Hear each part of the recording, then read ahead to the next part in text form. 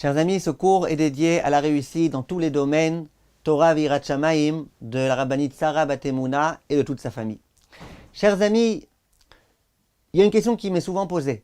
A-t-on le droit de procéder à la vérification du Hametz avec une lampe de poche? Viennent Chachamim et disent, a priori, pourquoi pas? Quelle est la raison pour laquelle on a besoin de procéder à la vérification du Hametz avec une bougie? Le Shulchan Aruch, Siman Tav Lamed Gimel, explique. Il dit que si on ne se servait pas d'une bougie, on n'aurait pas accès à tous les coins et recoins dans lesquels il y a de l'ombre.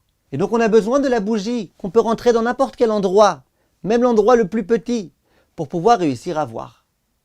S'il en est ainsi, dit le Rav Aaron Kotler, il en va de même avec une lampe de poche. Une lampe de poche qui éclaire bien. Tu peux la rentrer là où tu veux, même dans les coins et recoins, même là où il y a de l'ombre. Il devrait ne pas avoir de problème. Il est écrit dans la halacha qu'on n'a pas le droit d'allumer avec une torche. Une torche, c'est une très grande flamme. Pourquoi on ne peut pas allumer avec une très grande flamme? Parce qu'on a peur que ça prenne feu. Et donc du coup, à nouveau, on ne peut pas l'entrer dans les coins et recoins, sous les meubles, etc., etc. En dehors de ça, ça éblouit.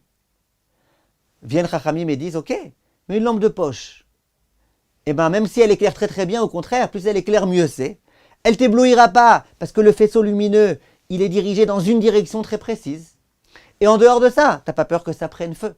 Alors évidemment, ne t'amuse pas à faire Abdikat Hametz avec une bougie dont la lumière va dans tous les sens, dans toutes les directions.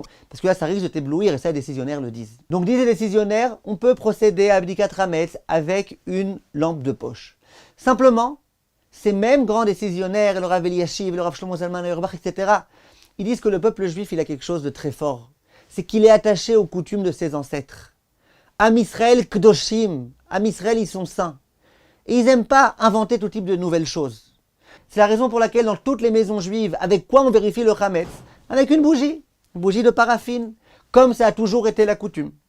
Mais si quelqu'un n'a pas de bougie, ou si quelqu'un a très très peur du feu, ou alors, quand on va par exemple vérifier la voiture, avec toute la moquette qu'il y a là-bas et l'essence, etc., ça serait dangereux de vérifier avec une bougie. Et même si on faisait qu'une bougie, on ne pourrait pas l'introduire à n'importe quel endroit.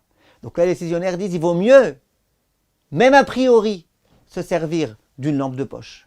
Donc la conclusion des décisionnaires, c'est de dire que là où on peut vérifier avec une bougie, où on vérifiera bien, il vaut mieux vérifier avec une bougie, bien qu'il soit toléré de vérifier avec une lampe de poche. Là où on vérifiera mieux avec une lampe de poche, ou par exemple dans le jardin, le balcon, où la lampe de poche, elle va s'éteindre au premier coup de vent, alors là on procède sans aucun problème à l'Abdikat Hametz avec une lampe de poche. Le Rav Ben Zion Abba Shaul, dans les Zion Chelek Gimel, il dit autre chose. Il dit que la Gemara, elle a essayé de chercher des versets desquels on pouvait prouver que la Bdikat Hametz, elle devait se faire avec la bougie. Et là-bas, le terme qui est employé dans la Gemara, c'est ner. Et ner, c'est une bougie. Ner, c'est une bougie avec une mèche.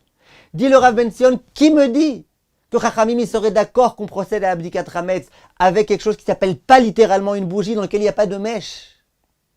Et sa conclusion là-bas, c'est de dire que si on n'a pas le choix, on peut procéder à Abdikat Hametz avec une lampe de poche, mais sans bracha. On ne récite pas la bracha.